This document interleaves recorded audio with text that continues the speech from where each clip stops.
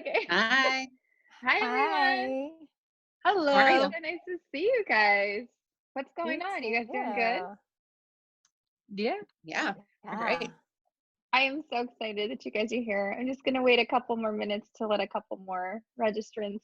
We almost have a full house today, guys. Yay. Hey. Yeah, we almost hit capacity on the registration, so I'm really excited.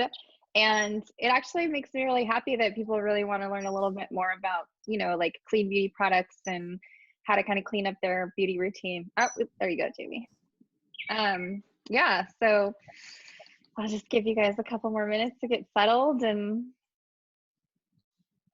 I kind of like where you are, Lindsay, outside, like overlooking the trees and stuff. That's so nice. I like everyone, I'm at home and my daughter is here and my husband's also working, so I have to go outside for calls a lot of my times. kids are But it's nice, it's downstairs, beautiful.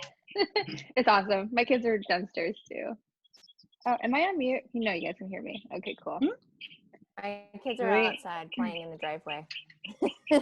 I love it. Have you guys done like the chalk things on the sidewalks? We've been leaving like little like notes and messages and stuff like that for people when they walk by. Like I've seen together. that people have done that, which is very sweet. We haven't done it because our kids poured water all over our chalk and melted it in the first week. So do you know what my kids do? They stomp on the chalk. They're like, oh, let's make dust. And so they put it in a Ziploc bag and they stomp it. And I'm like, well, there goes our chalk. I'm like, well, I'm not buying more because that doesn't feel very essential. So. Yeah, right. All right, you guys, welcome to our Clean Beauty panel. I am so excited to be here with these wonderful, amazing women. And thank you guys so much. Much love to the three of you guys for taking the time out today so we can have a chat. As you guys know, clean beauty is a very big passion of mine, as I know it is of your three. You guys have done amazing things in the beauty industry, and I definitely want you guys to be recognized for everything that you do. Sarah Wright Olsen, she's a mother of two for Esma and Wyatt with a third baby on the way. I'm so excited. When are you due? When's your due date? I'm due like end of summer, and so I'm like around 6 months right now. I'm gonna show you my belly. It's so big. Little. Look at that. Cute. Oh my gosh, I'm so excited for you. Thank you. She's co-founder of Your Zen Mama. If you guys don't follow them on Instagram, you guys should go check them out. Very inspirational, very amazing stuff. She is the author of Zen Mamas, Finding Your Path Through Pregnancy, Birth, and Beyond. So she's a very big advocate for childbirth, for natural childbirth, which is amazing. She started many TV shows, including Mad Men, Parks and Recreation, and one of my favorite movies, House Bunny. And opposite Tom Cruise in American Made, she currently has a show on Netflix called Spinning Out. I have to watch it. I need to watch this show. She's also the co-founder of a plant-based organic skincare line called Bayo. If you guys haven't checked it out, it's for the whole family. I can use it. You can use it. Your kids can use it, which is awesome. We have Jamie Lewis, a certified makeup artist, esthetician, the creative mind behind a website called Makeup Life and Love. After spending nearly a decade working in the beauty industry and using her free time researching the latest and greatest in beauty and skincare, Makeup Life and Love was created. Her passion falls on finding clean beauty. She's obsessed with clean beauty as well. She's been featured on websites like Pop Sugar and BuzzFeed, and she's a woman on a mission to infuse easy tips for beauty, because we all need the easy tips to kind of like get our makeup on and get out the door. And her knowledge of things skincare by empowering women to make the best beauty purchases for themselves without feeling overwhelmed in a sea of beauty products. And I can totally feel you on that. That's kind of why I have my Beauty Mommy platform as well. And then Lindsay Dahl, she is the Senior Vice President of Beauty Counter. Yay. She is also on a social mission. You guys, look at that. Beauty Counter right there. Beauty Counter right there. Oh, I should Hello. Yes. I have to say that Lindsay, she has been responsible for a lot of the laws that are coming into effect regarding beauty products. She works for a very amazing company, Beauty Counter, and I'll get into more talking about her impact. But she is one of the heads leading these initiatives for being able to label our beauty products, understanding what is it we are putting on top of our skin, which eventually goes into our bodies.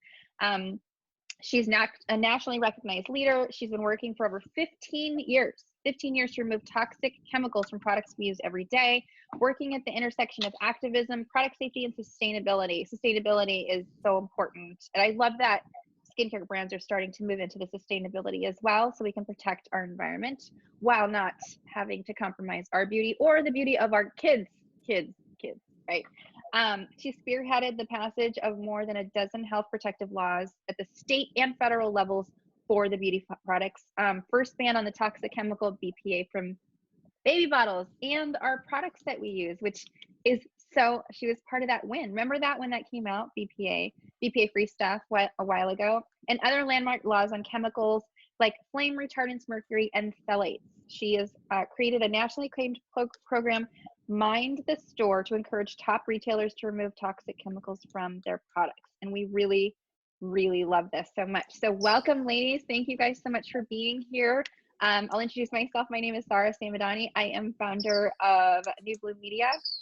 We host experiential events for celebrities, influencers, and consumers, revolving all around health, wellness, and clean beauty and child safety.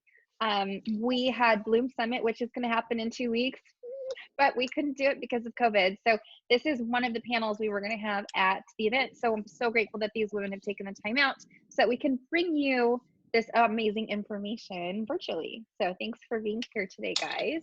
Absolutely. So let's just get started. Let's jump right into it. What does it mean when you hear the words clean beauty? Who wants to get started? Who wants to start? I'll start. So to me, when it comes clean beauty, I think of basically clean products, which people are like, wait, cleaning products? No, to me, it means the ingredients that are inside the products. It means a brand is being very transparent with you, what's in it. They're not hiding behind fragrance and throwing a bunch of nasty things in there. They're taking the time to research and do the formulations that will give you the results without compromising your health or the environment. Yeah, I mean, to me, just clean beauty is just, it's the new way of the future, basically. I think that's really well said. This is Lindsay. I think, you know, clean beauty is an unregulated term in the marketplace. So it's kind of up to companies and the consumer to decide what that means for her. But I think you're totally right. Most people, when they start to hear clean beauty, they're being told that the ingredients in that product have been screened for safety. And we can dive into how consumers can actually effectively kind of do a little bit of ground truthing to see if that's true. But ultimately, it's a philosophy of bringing products to market where the ingredients are screened for safety before they even make their way into the goop that ends up in your home, which seems totally common sense, but is still not a standard practice in the industry. But as you just said, Jamie, it is the wave of the future. And we're hoping for a future where all beauty is clean beauty. Yeah. Yes. And Agreed, Lindsay, 1,000%. I have nothing to add to that. so what's interesting about the clean beauty stuff that I think that individuals should know too is that, you know, we're looking to have skincare products that are also going to keep us safe. And some of the stuff that you're going to see on the labels of beauty products, and, you know, there's some of them are long words that are fine, and some of them are really long words that are actually not that great. But I think Lindsay's better with the stats on this, but isn't there's over 12,000 chemicals that are approved to be in beauty products, right? Is that right? Is it 12,000? Yeah, it's an average of 12,000 used in cosmetics. 12,000 beauty products, or 12,000 chemicals that you can find in beauty products. And some of them are found in the fragrance that Jamie was said earlier, as well as some other hidden ingredients that you will find on the label. Other ones that we're worried about are formaldehyde and formaldehyde releasers, parabens, which I know everyone's heard about parabens, which is a big one. And then we have the phthalates, as well as mercury and a lot of other things that can wreak havoc inside your body. So that being said, why do you think clean beauty is so important? I know I kind of started that conversation off, but I'd love to kind of understand why should we go there? Who wants to start? Hey, sorry. I can dive in. Yeah, it was My computer is cutting out a little bit, so I want to make sure that I can hear you guys. Okay, I missed your question because I couldn't hear you. Oh, why is clean beauty so important? Oh, well, I could start if you don't mind, just because like I'm pregnant, and that was a huge thing for me when this was part of my learning process years ago when I was pregnant. In LA called Green Line Beauty. And there was a woman in there who was like, "Oh, you're pregnant? That's so exciting." And I said to her that I was looking for products that were clean, but I didn't really understand at the time, like what should I be changing over? It feels really overwhelming to me to like change over everything in my house, right? And she was like, this is what, she broke everything down for me to explain to me, like, this is what it means. This is what you should be looking for. And it really changed my outlook on what I wanted to put in my body, on my body. And so it was an eye opener for me. And, I think it's super important because, when you're not pregnant, you should be using clean beauty and clean products and, organic products. But when you are pregnant, you think about it even further just because you're growing a baby inside of you, right? So that was kind of my first step I had heard a little bit about it here and there, but this was sort of like a transformation for me 7 years ago. That's kind of where I got started too, was before, was like when I got pregnant. And I think that you start looking at things and you're like, well, if I can't use that product while I'm pregnant, I probably shouldn't be using that product when I'm not pregnant either. Exactly. And that's where like this light bulb kind of went off in my head. I was like, oh, we need to figure this out. Like, what's going on here? Yeah. The thing so the instincts that women have, especially when they're pregnant, and what both of you just said, is backed by a body of research as well, which gets to your question. Another reason, and probably the most important reason, is that we've got now over 40 years of science. And when I'm talking about science, I'm talking about peer-reviewed science, the gold standard. The kind of science has been vetted by kind of the brightest minds all across the world.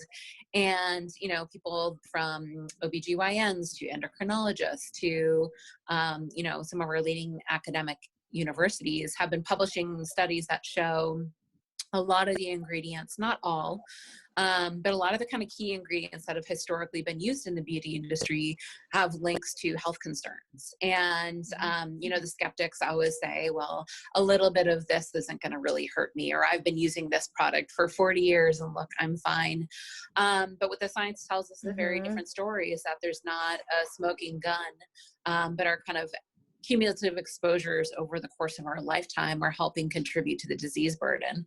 And if you can make products without those ingredients, which we now know you can, make clean products, the question is, why wouldn't you? So it's more of a question of, I'd rather be safe than sorry. And now we've got so many great brands on the market that no longer ask men or women to compromise the performance of a product for the safety of it. Mm-hmm. Yeah. Very, very, very true. Yeah, I agree with that. And another statistic, which you guys will find interesting, is that on average, a woman probably uses between 8 and 12 products a day, skincare products on their face and body. And just those 8 to 12 products alone introduce over 200 chemicals daily to a woman and her body, and men too, for the men that use serums and stuff like that. And that was kind of alarming, because it goes back to what you were saying, Lindsay, is there, you take a look at this and you're thinking like, okay, well, a little bit's not going to be that bad. But then when you compound it with more and more products that you're using, with a day cream, a serum, a scrub, a cleanser, an under eye cream, maybe a primer of some sort, then you're introducing even more and more and more.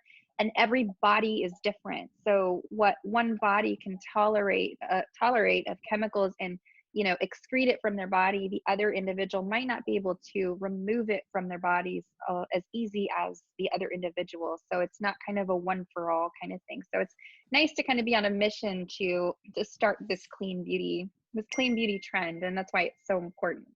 So one of the things that all of you said earlier, is that it can be overwhelming, right? Sarah, I totally remember when I was pregnant and I was like, oh my God, I gotta get rid of everything. I was like, oh my gosh, I gotta be a good mom. I don't want my baby to, I want my baby to grow good and grow good human inside of me. And, you get scared. Where is somewhere that people can start? Because I feel that it's kind of the unfortunate thing is that this is going to be a continual ongoing journey. Once we get rid of some of the chemicals, there will be other chemicals that are going to pop up claiming that they're better and that they're not as harmful. And we're going to continue this process of having to eliminate. And that can feel really daunting. And you can kind of feel a little overwhelmed, but also sad because you're like, oh man, I can't use this. Oh, I can't use that product. I can't use this product. So I want to just let you know, I'm still on this journey and I will always find products that I'm using and they could change the formulation anytime. And I'm like, you know what, then I'll just find another one because there are always other ones that are popping up. Where is something where would someone get started? Super simple tips on, okay, I've never heard of this before. I want to clean up my beauty routine. Where should I get started? Just a couple steps that people should take to kind of get started. Let's start. Jamie, let's you start. Let's see, because like you said, it can get overwhelming. It can also get really expensive because let's be honest, we have things in our lives that we're used to, that we're brand loyal to from the day we're born because our mom's mom has used it since whenever. So for me, I'm also still on this journey. I constantly rotate things in and out as I'm using them. So I kind of try to follow the 80-20 rule because there's some things I just can't let go of yet because I haven't found a good replacement. But I also find that it's the most cost-effective way to start. So going to the Beauty Counter website where they have the list of all the ingredients to look out for, I think for me was one of the most helpful things ever because they broke it down. They listed out the exact ingredients, kind of what they did and what to look for. So when you're taking say your old product and you're done using it, you can try to find a healthy alternative. And then you have things now that are helpful, like the Think Dirty app. I mean, so many places like Credo Beauty, Detox Market, even Sephora now is jumping in on the clean thing where they have their little seal and stuff. So I think now there's way more resources than what there were per se 5 years ago. But I'm a big believer in say you're done using your face wash and you really want to try to jump into clean beauty, start one product at a time. And from that, it's the cheapest way to just do it versus just diving all in and being okay, I got to throw everything away in my house. But that's my approach. I know some people go balls to the wall, but I mean, I think 80-20 is reasonable, sort of. I would say look at what you use constantly. What's your go-to thing? And then turn that around and look at what the ingredients are in it. And for me, as a kid growing up, there was one product that I just used as my face wash because the commercials told me that that's what would keep my acne away. And so I used that. And then I was at some point in my teens, I remember looking at the ingredients on that product and being whoa, I don't even know what this is. And the reason I did that is because I put an aloe gel on my face when I got a sunburn, and it said aloe gel across the front of this product, right? And so I put it on, I went to bed, I woke up the next morning, I couldn't open my eyes, and I walked to the bathroom and I peeled my eyes open and my entire face was inflamed and I had broken out everywhere with a horrible allergic reaction to something. And then my mom was like, what did you put on your face? And I said, it's this blue aloe gel stuff for sunburn. And when we looked at the ingredients, there were probably 40 ingredients in there, and aloe was way down on the list. So whatever these chemicals were, I put on my face, I had a horrible reaction to. So I had no idea what I was allergic to, but I had to start paying attention to what was in products at a younger age. So I would start by looking at what's the thing that you go to the most. If it's your moisturizer, if it's your face wash, and then see if that's a clean beauty product. And if it's not, then you can start there. And I really like to use things that are universal in my home. That was part of the reason why we created Bayo for Everybody, is because you can take our bare butter and rub it all over your face for your makeup, and then take off your makeup and then use it as a moisturizer. So it makes things really easy, but also you're putting that on your kid, right? But you could do something like that, or you could do, if it's as simple as your like daily tinted moisturizer, where, what is in that? Your makeup, your lipsticks. I mean, for me, I use a ton of Beauty Counter because I think it's incredible. And I love what you guys do and what you represent. And then I also look at EWG, and I go to EWG for, skin deep. I look and see like what is actually in the products that I'm using, and is it harmful? Is it harmful to the environment? Is it harmful to my body? Is it an endocrine disruptor? So those are kind of my resources and what I would start with. I think Skin Deep is super useful, and I would echo, especially products that stay on your skin all day.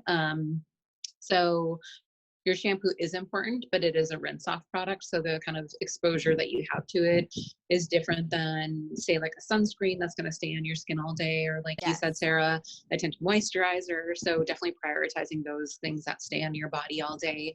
And, there's still a lot of people and places all across the country that use perfumes and colognes. I always say, if there's one thing you want to do if you are using perfume or cologne, is to stop using it, which sometimes is hard for people because they get really connected to whatever their fragrance is.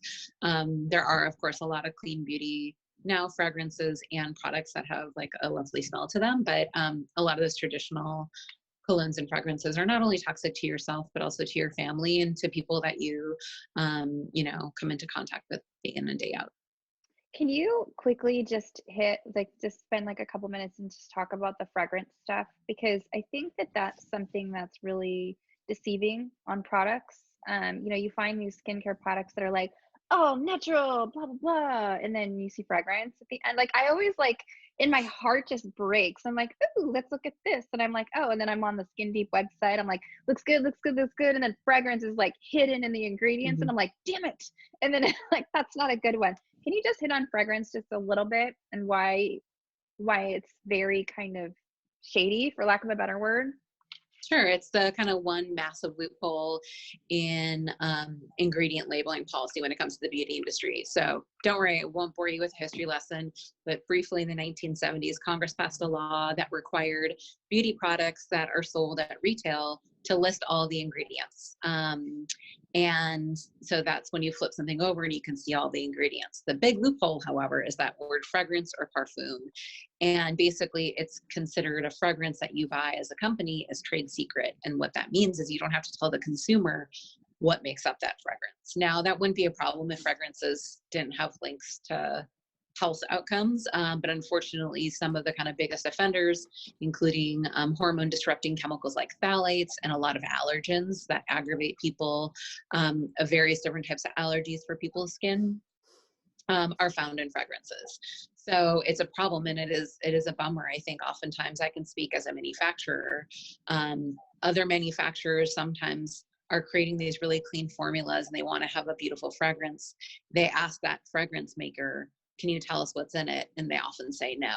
And so a company just makes a product, but unfortunately consumers are savvy and are avoiding companies who are not fully disclosing all ingredients, including those fragrances. Yeah. So maybe that aloe had tons of fragrance in it, Sarah. Oh, it had so many things in it. It had so many things. That's just nuts. Oh my gosh. I can only imagine how scary that would be to have to feel your eyes. It was like, it took 8 days for it to go away too. Oh my gosh. That's a long time. It was a massive reaction. That's a really long time. So we kind of talked about fragrance as one of the ingredients we kind of look out for. What are a couple of other ingredients you guys look out for to kind of stay away? Because with tons of different ingredients, I'm still learning. I just learned about PEGs a couple months ago. And then, 3 months before that, I learned about formaldehyde releasers. So I'm constantly learning about the products and stuff. But when someone's kind of getting started, what are your go-to ingredients where you're like, nope, aside from fragrance is my number one as well. And parabens is my, I guess fragrance and parabens kind of go like this for me, but just a couple ingredients you guys look out for to just stay stay the F away from that product. Lindsay, you probably know how to pronounce them better than I do. Yeah, agreed. It's okay. Go ahead and butcher it. I still do. It's all good. I butcher them One so that I do know how to pronounce. When we were manufacturing our lip balms, we were trying to we were putting essential oils and stuff in them, and so when we were working with our manufacturing company, they were asking us, you know, what we wanted in there. And so at some point they put in something that we didn't have in our formula. And so we were looking at a sample from them and it said natural flavors. It was like a natural flavor of peppermint or something. And I was like, why did you do that? Because it's peppermint oil. Like if you want, you can just put peppermint in it. Why are you adding a natural flavor? And they were like, oh, don't worry, it's fine. You know, it's still clean and it still hits the bar. And I was like, no, to me, that's not transparent. Like you can't tell me exactly what that is. And I would rather have organic peppermint oil in there than have something say natural flavor that I don't understand as a consumer. And so that's one that I can't pronounce, but it is something that, you know, you look for in like your lipsticks and lip balms and things like that, is that it could say natural flavor, but really we don't, there's some hidden stuff underneath that as well. You find that in foods too, I think. You know, when I get approached by food companies and they're like, oh, let's try this stuff out. And I'm like, what's in your natural flavors? And sometimes they'll disclose what's in the natural flavors, but it's still really like, it's unsettling for me to see natural flavors or even organic natural flavors. You're like, oh, that might be better, right? But you don't really know. What about you, Lindsay? What are some ingredients? You would know better a lot. So I think Jamie mentioned this before, but I do think it's really helpful on beautycounter.com. If you click on the Never list, it's a condensed version of 16 of the kind of biggest offenders in the beauty industry. And it explains what the chemical does, what the health effects are, and why it's used in products. And I feel like those 16, you can easily navigate the marketplace.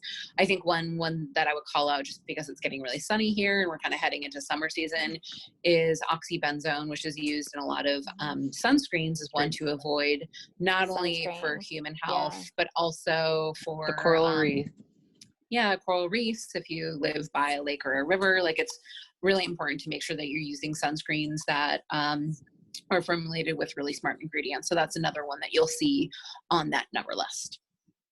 Hawaii just banned it, which was awesome. I really like that Hawaii has like a 2-year plan or something like that that they're not you're not allowed to use oxybenzone products because it leads. They don't sell them there either. They don't sell them there anymore. Yeah. Well, and I think it's making a lot of brands now reformulate their sunscreens to make sure that they're not including that chemical. Because with sunscreens, like, and maybe I'm totally wrong, but I've always heard that sunscreens, to get approved, it's like the most expensive product to create, to get it approved, to get it pushed forward. So like the fact that they're making everyone reformulate that now is a huge, huge deal.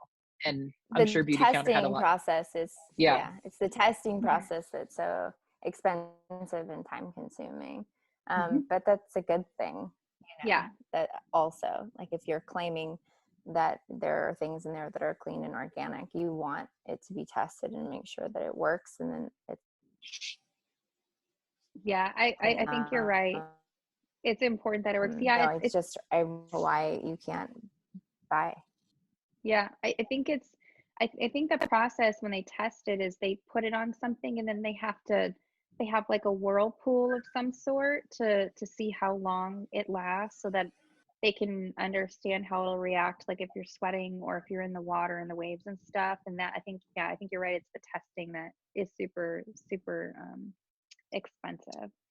But oxybenzone's a big one, and then avobenzone is another one popping up now, which I don't know if they're going to try to use that in place of oxybenzone, or if that's also included in,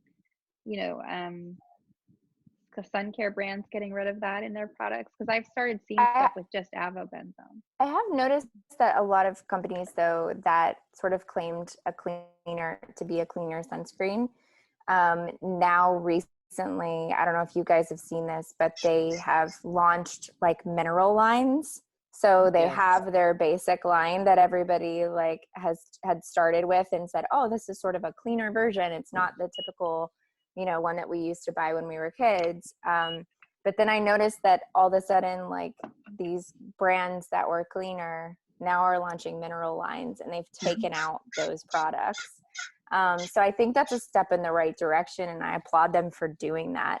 But I think that's where you need to like zone in on those companies is to go for, those products versus like, don't just read clean beauty, clean sunscreen and buy that one. Actually look and see what's inside of it. Yeah. The label. Agreed. The label.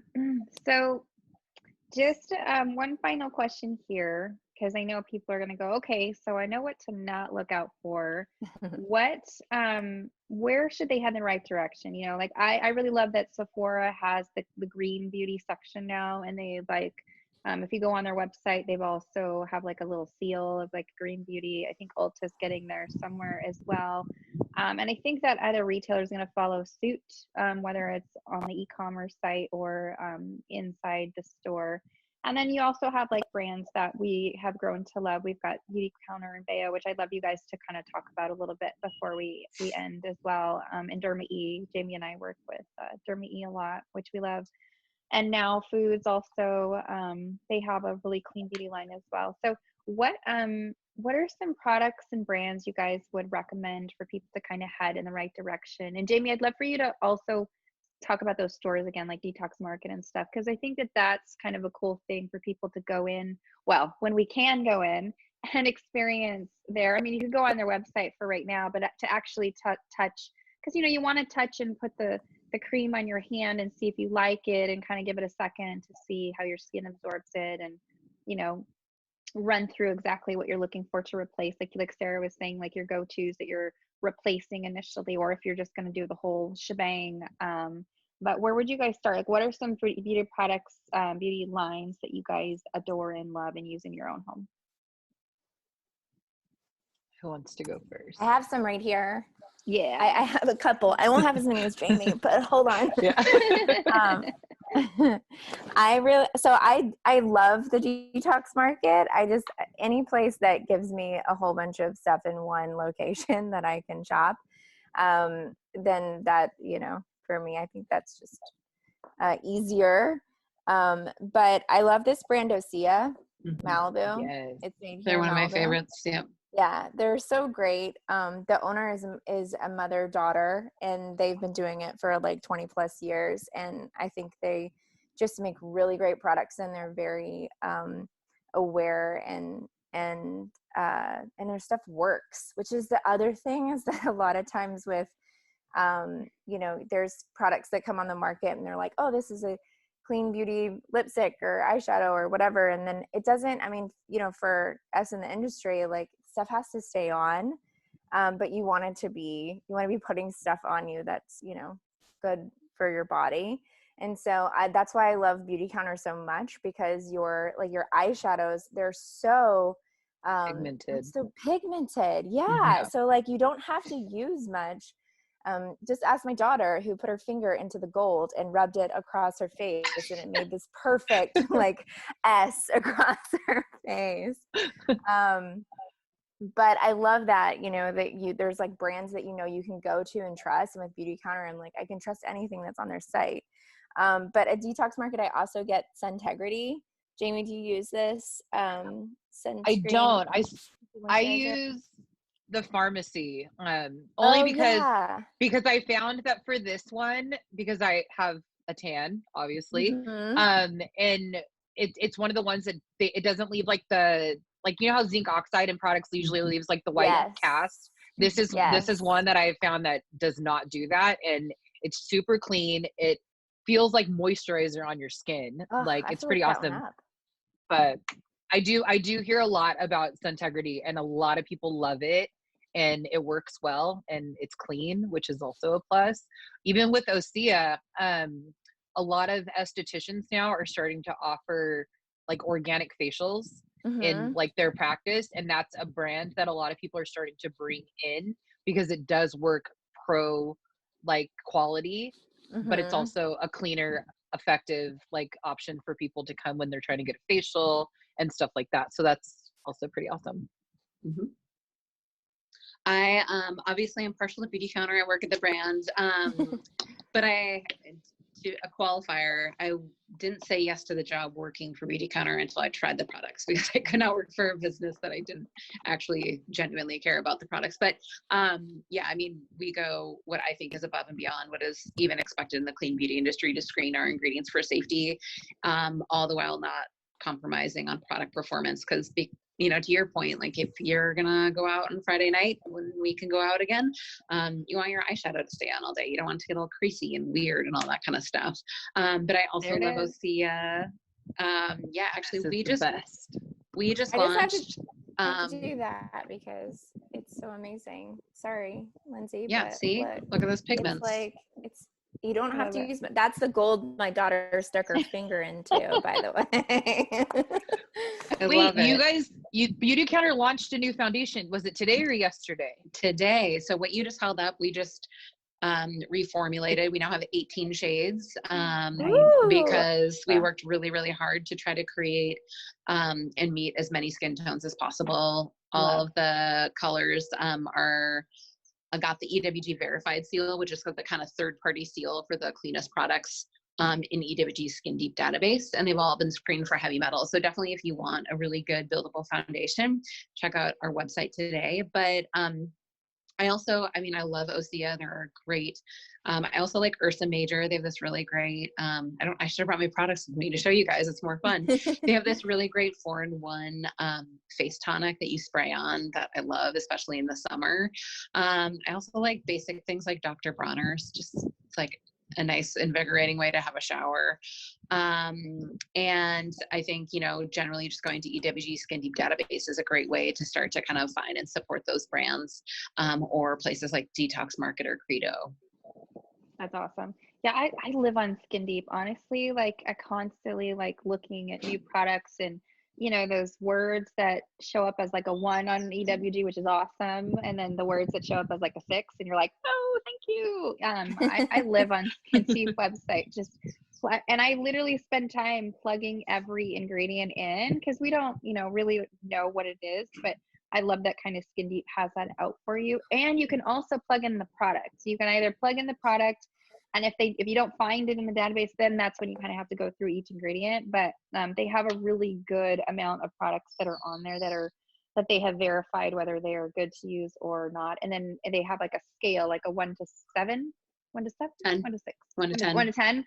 And it'll show you kind of how clean to toxic it is, which is really incredible. And that can kind of like help guide you on like what you're doing as well. So I also wanted Sarah to show, do you have some of your Bayo products in front of you? What? This? Yeah, what? So I love the balm, by the way. It's the balm. This is the balm. This is our Bare Butter, and I've been using this all over my belly right now, and it's been awesome for moisture. I get so dry during pregnancy. I did too. And it's great. I mean, you can use it all over your kids for their moisturizer. We've had so many people write us and tell us that it's great for keeping eczema at bay, which is the whole reason we started developing it, was because my son had crazy eczema all over the back of his legs. So I would try everything on him, that we were sort of formulating and see what would work on him. And then this formulation worked great. So that was, part of the reason why it was our universal balm. And then I have our Bare Face with us too, which is like that's one of my favorites. That's one of my favorites because you could use it as you can use it under your eyes. You can use it as chapstick too. Yep. I love that. That's like my favorite. Yeah, it's great as a moisturizer on the face. I mean, I use both of them for the face. I take off my makeup with that one. And yeah, so I mean, it's nice that you can use something on your kids and on yourself, just to like throw it in your bag for travel or whatever. And then, you can trust like knowing that you only have a few ingredients to look at, and then, you know what they are. That was the whole purpose when my friend and I were creating this line, is that we wanted mothers to be able to pick up, you know, the back of our ingredient list and go, oh, it's olive oil. Okay, great. I know what that is. It's calendula, it's chamomile, geranium, vitamin E, like, you know, basic things that you know it's in your product. I love that. I think that that's awesome. Well, thank you guys for being here today. This session is being recorded, so I am going to buffer it and I will eventually have it up on YouTube. What I'm also going to do is I'm going to list Beauty Counter, I'm going to list Bayo, and then some of the stores that Jamie has talked about as well. But thank you guys for being here, and thank you everybody for tuning in. I hope you guys have a great rest of your day and good luck on your clean beauty journey. Thank you. Bye, everyone. Thank you. Bye, guys. Thanks.